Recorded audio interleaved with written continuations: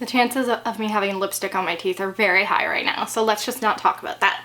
What we are going to talk about today are the best books I read this year, or at least my personal favorites. I read 200 books last year, and here we're going to talk about my favorite 10. I do plan on doing a worst books of the year list because that's just fun. I also plan on doing a video on the best smut, the most surprising books, the most disappointing books. But today, let's talk about my favorites. Starting off with number 10, we have Miracle Creek by Angie Kim. Now this is a legal thriller that revolves around a pressurized chamber that is being used for medical purposes, and eventually something goes wrong. Many people end up hurt and some end up dead. This goes through many different people's perspectives, but mostly revolves around the family who was running this medical chamber, though it does also flip through some of the people who had been going there for medical purposes as well. Now, all of these people seem to be going there for different reasons. There were some people bringing their children there for different reasons. I remember one of the people who was going had issues with infertility. There were so many things discussed in this novel. There was a lot to do with, alternative medicine, different facets of the immigrant experience. The family who is running this facility, it's basically a husband and wife and their daughter, and the daughter and the wife have been over in America for some time now, while the husband had stayed behind in their home country so that he could continue working, and it wasn't until much later that he came over, and it talks about their different experiences, the different trials and tribulations that they face, the different stereotypes. One of the kids who's in this chamber is very, very young, and the mother who brings him there is bringing him there to try and cure his autism. And so it talks a bit about, is this something that should even be cured? Because of course, she wants him to be a quote-unquote normal kid. Maybe the real problem is the idea that he needs to be changed at all. There's also kind of the differences in this mom group. There are a couple of them that are friends, and all of their children have these different issues. There's this weird competing within that, and this ranking system of who's worse. And so as I've been editing this video, I just realized that because this is the best books of the year list, I really want to make sure I'm getting across all the things I have to say. So I just have 3 little things that I want to add in. The one thing I feel like I didn't talk about enough with Miracle Creek is that it has this sexual assault scene that I thought was handled particularly well. It's very much a relationship between an older character and a younger female character. And this one scene that they have, this pivotal scene for these characters, it just encapsulates everything that's wrong with these types of age gap relationships, the power dynamics involved. We see it from the young girl's point of view and how she has romanticized him as well as their interactions together in her head. And so this sweet kiss that they have, it's just everything that she imagines it to be, but then it quickly turns into something else completely that is violating and dirty and terrible. And you just really felt her emotions in that moment, and just how completely shocked she is at this turn of events. And I just really appreciated how it was done here. I think it just had so many things to say. I could not put it down. I found it completely bingeable. I can't remember the last time that I saw a thriller try to balance so many different things, perspectives, storylines. This felt completely unique. This is not your average whodunit or murder mystery. I just feel like this was completely new and different while having really important conversations that you don't see all the time. Number 9 on my list was The Golden Enclaves by Naomi Novik. I just read this last month, and I loved it. I know other people don't seem to love this series, but I adored it. I am not necessarily a fantasy girl, and so maybe that's the difference, I don't know. This is the 3rd and final book, I believe, in the Skullomance series by Naomi Novik. This focuses on this main character, Elle, who is going to this magical school that basically tries to kill you. Your main goal is to just make it out of this school alive, because there are just so many different monsters and things trying to murder you at all times. Now, she has this very weird dynamic with the kind of golden boy of the school. He has saved her life several times now, and it really ticks her off. Unfortunately, she is very much an outcast at this school because she has this somewhat evil magic, and there's always been this prophecy about how she's gonna like destroy the world. And so everyone pretty much stays away from her except Orion, which is the one that like she wants nothing to do with him despite the fact that he keeps saving her life. I love their dynamic. That was like the main thing that really got me into this series.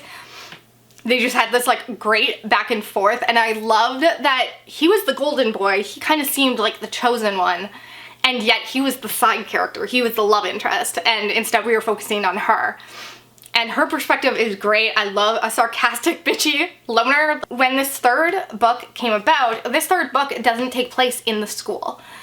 They graduated and got out of the school at the end of the second book. So I really wasn't sure if I was gonna love this book, especially because it really doesn't feature Orion barely at all, and I saw a lot of people complaining about that on Goodreads, and I totally get that.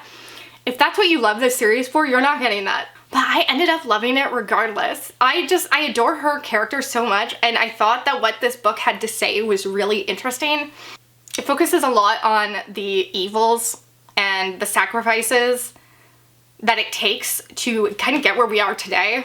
You know, obviously this is all taking place in a magical setting, in a fantasy setting, and they're talking about their history and, you know, the wars and the very real human sacrifice that it has taken to build the world to where it is today.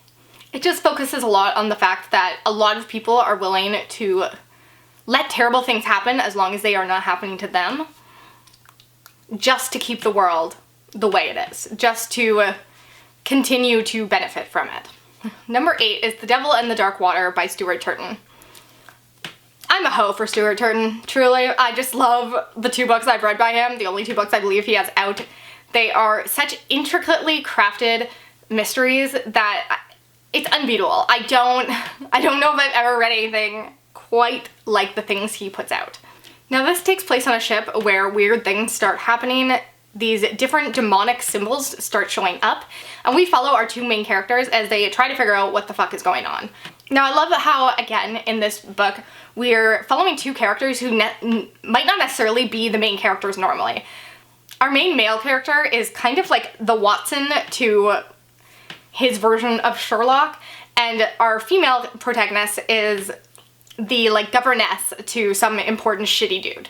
And they team up to try and figure out what's going on, where these symbols came from, how to stop it, because they're afraid that there's going to be a mutiny on the ship.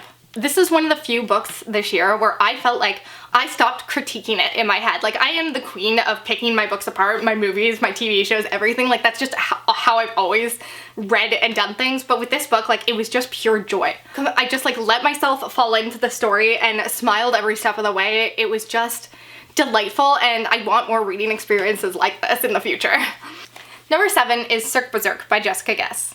This is a short little horror novella about a bunch of kids who go to this abandoned amusement park and start getting murdered.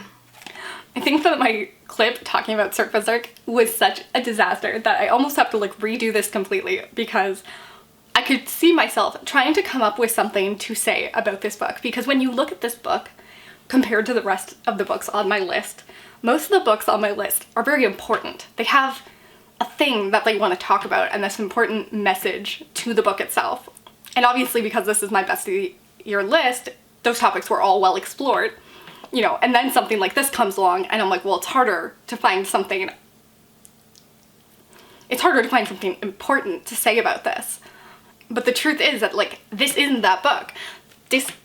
It does exactly what it sets out to do, which is, it is a fun romp with these really great kills, this 80s atmosphere that I love. It was so immersive and fun and retro. Think rollerblades and disco music. There was that sci-fi element that I don't want to spoil, but at the same time, I feel like if I had heard about it ahead of time, I would have picked the book up sooner. You know, I think it gets it into the right hands if you talk about it. Let's just say that there's someone in this group who is not who they say they are. This is one of the few horror books that says it's about an amusement park and it actually feels like it. I feel like so many people waste this idea and this trope and don't give you the atmosphere of it that you're looking for, and this one really does.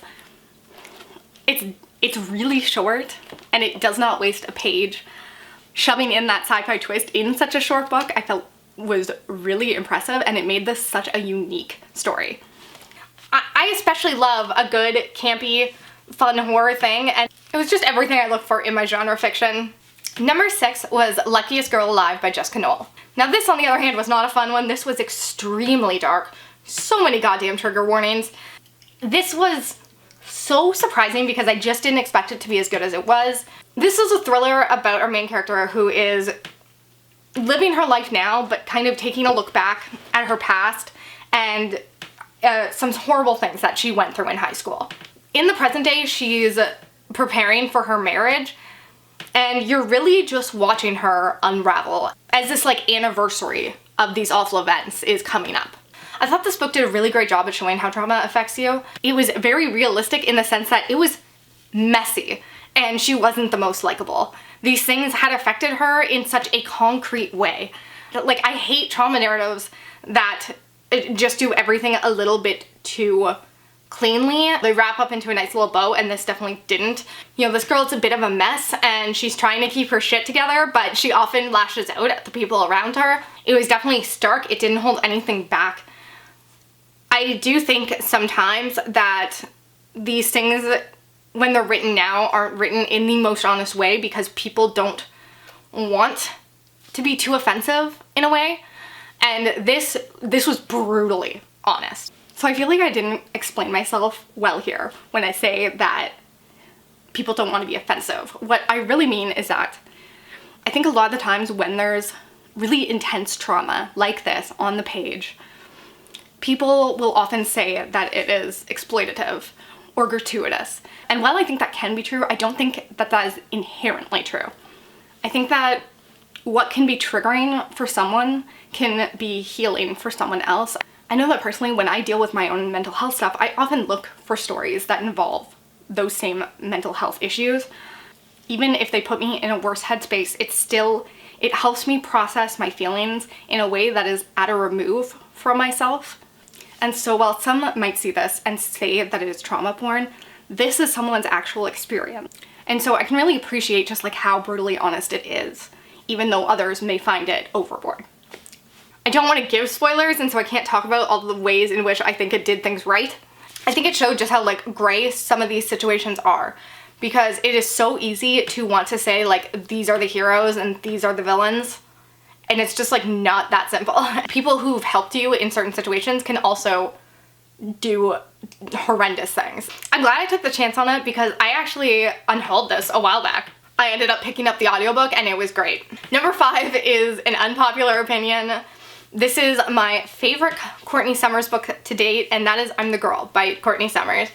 I have read 3 of her books now. I didn't love Sadie nearly as much as everyone else does, but I'm the Girl, I absolutely loved. I gave this 5 out of 5 stars. It's one of those books that sat with me, like ever since I've read it.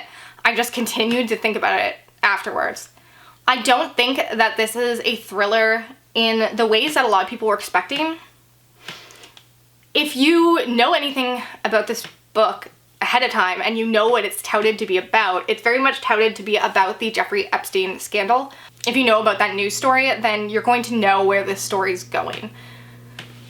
That never once took away from the book for me. I thought this book was so necessary because once again, I just feel like so often we get books that are about like good girls and we see them in trouble, and in a way they've like never done anything wrong. I love that this story was about a girl who like wasn't necessarily perfect. She liked being sexy. She wanted to be famous, and she like had no qualms about that. She never let anyone necessarily make her feel bad about that. She talked about how she knew she was beautiful and she was like learning how to use that to her advantage. And I liked that this book showed all of those things and then showed that this still isn't her fault. She is still a child who doesn't necessarily feel like a child, but she's in way over her head. Because she's on this cusp of adulthood, she feels like she has power. She feels like she's the one in charge and the one making the decisions, when because of our point of view as the reader, we know that she's being taken advantage of. We know that this still isn't her fault, that it is the men in power and these other people who are adults who are taking advantage of her. I feel like it was a tale we've seen before, but it was a very unique perspective on it. It wasn't the most exciting thriller, it was literally just, to me, a coming-of-age tale of this really important summer in this girl's life. And I realized I didn't really tell you a plot there, and that's because there really isn't much of one. There is a girl who ends up murdered at the start of the novel. Our main character is the one who finds her, and then she decides to work at this exclusive resort over the summer. Number 4 was another recent read, and it just like took me by storm in a way. This was such a singular experience for me. And that was Waif by Samantha Kolesnik. This is a short horror novella that does so much in such a short amount of time, and I had no idea what this was about going into it, and I'm glad I didn't know, because this goes in so many different directions. It does so many different things. Where you start is not where you end up. The things in the synopsis, I just don't even know how it did it, all the things that it did. This is a horror novella about a woman who's in a very unhappy marriage. I don't even know what else to say about this. I just need you to know how much I love it. I need you to know that it is weird, it is graphic, it is feminist. I love so much about this, but I think like to have the same experience that I had, the same overwhelming just like confusion and surprise, I feel like you have to go into this knowing as little as possible. So just know that I wholeheartedly endorse this book. I think you should pick it up if you like horror at all, if you like weird shit, if you're good with some graphic things, pick this one up. You won't regret it. It's so short, it's so quick, it's so good. Number 3 is My Best Friend's Exorcism by Grady Hendrix. This was everything I had heard it was and more. The exploration of female friendship in this was so great. This is about our main character who believes her best friend is possessed and goes to great lengths to try and help her. You know, I love how this book started out, and that there is a moment where you really don't know if maybe this is just a girl in trouble, a girl who's been abused or assaulted, or if this is a possession. Now, obviously, because of what the book is about, yes, this is an exorcism novel. And I love the exorcism scene so much. It is my favorite part of the novel. It's the part of the novel I always think about, and it's so effective because Grady Hendrix really gets the friendship details right. Because this book is about these two girls, and it is about their friendships, and he develops that so quickly right off the bat. Like, I understood who these girls were right away and their connection, and it felt so effortless and real. And so that just like fully comes around by the end of the book, and I adored it. This also had like that fun nostalgia vibe to it because it was all like 80s, 90s shit. So good. Haven't watched the movie yet. I'm terrible at watching adaptations, but I'll get there eventually. I've heard awful things about it. At number 2 is another thriller, and that is In My Dreams I Hold a Knife by Ashley Winstead. I'm not gonna lie, I went into this with very low expectations. I've realized over the years that like I just don't have the same thriller taste, and so I'm at the point where I just expect to hate everything. Especially with thrillers, honestly, because they're predictable a lot of the times, but I enjoyed this so much. When I first started this, I wasn't enjoying it because I was starting to hate the main character, and it took me a little while to realize that the reason I hated her was just because of like internal misogynistic bullshit. The reason I hated her is because like this bitch goes out of her way to like show everyone how great she is. Like she wants to reach the top of her field, she wants to be successful, and she wants other people to know it and to respect her and like her. And I was just like, ew, how unlikable of you. Why is it that we don't allow women to be ambitious and to want things? Also, the idea that like we go out of our way to tell women all the ways they should behave and be, and that their like one goal in life should be have people like them, and then we hate them for wanting people to like them. It's just a whole lot. Once I fixed that in my brain, I was like, this book is phenomenal. We don't get to see those characters a lot who want people to like them and are kind of unapologetic for it. Now, this book is about a group of friends who go to their high school reunion, and then they're kind of looking back on their past when they went to this college, and when somebody died. And obviously it's a whodunit, you don't know who the murderer is. You're gonna work it out by the end of this reunion. I definitely thought I knew who the killer was because I have a theory that like the killer of pretty much most group whodunits like this is usually the person who hasn't been pointed to. It's the person that's least likely, the person who's the most innocent and nice. And there's one of those in this group, so I thought it was definitely her. I was wrong, and that was refreshing. I really like all the different things the book had to say, what it was doing.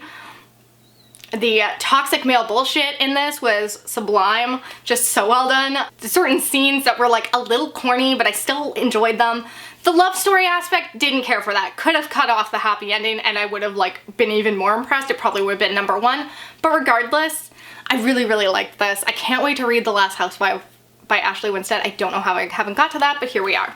To my number one book of the year. My absolute favorite. Now, if you've watched some of my videos before, you probably already know what this is because I think I said it was my favorite book during my mid-year freakout. And I was hoping that something would top it, but nothing ever did. I absolutely adore this. It's Hex by Thomas Olde Heaveult. This book is my baby. I adored it. This is a horror novel about a community that is under quarantine and stuck with this witch. She has been there for thousands of years. Her mouth and eyes are sewn shut, and if you ever try to cut open her eyes or her mouth, you will die. Also, if you leave this town at all, you will eventually kill yourself. Like, the feeling just builds up in you the longer you're gone. Now, cut to present day, there is an app to tell you where the witch is at any given time. There is this like watch group who tries to make sure that everyone follows the rules, etc., etc. Now, this book really starts off with a group of teenagers who have decided to start playing pranks on the witch and film them to upload them to YouTube. These kids are pissed that, you know, they don't get to like go out of town and live their lives. They don't get to talk to the people they know out of town and tell them what's really going on, blah, blah, blah. The reason to me this book works so well is because of the way the teenagers are presented. This feels so realistic. These teenagers, first of all, they think they know everything. They believe that their lives are terrible, that everyone's against them, whatever, that they're being kept down by, you know, the forces of the government and their parents. It feels so realistic to how I felt as a teenager, to how others have acted that I knew, and the way that that situation escalates. There were a lot of different points of view that were kind of switched through. Some who had started this religion to the witch and viewed her as some sort of like deity. I just appreciated how many different facets of this community was shown and how all of those things come to intersect. A lot of this was really original and unique. There were just like a couple scenes in here that I vividly remember, and I don't feel like I've ever seen anything else like it. I loved how bleak the ending is. I don't love a happy ending in general, and this, I mean, this gave me what I wanted. To me, this is Stephen King if I actually enjoyed it. I loved every minute of this, and it is my number one most favorite book of 2022. Even though I feel like I read a lot of mediocre books this year, I also feel like I had a lot of really great books this year. So it was hard to pick a top 10, and I really feel happy about all of these books. I did include a bunch of other books though in my most surprising books of the year because like I just want to talk about as many books as I can that I loved. I think I probably got more 5 stars this year than I ever have before, so that's pretty exciting. So I hope you found something that you're interested in here. I hope you liked this video, and I hope you come back in soon.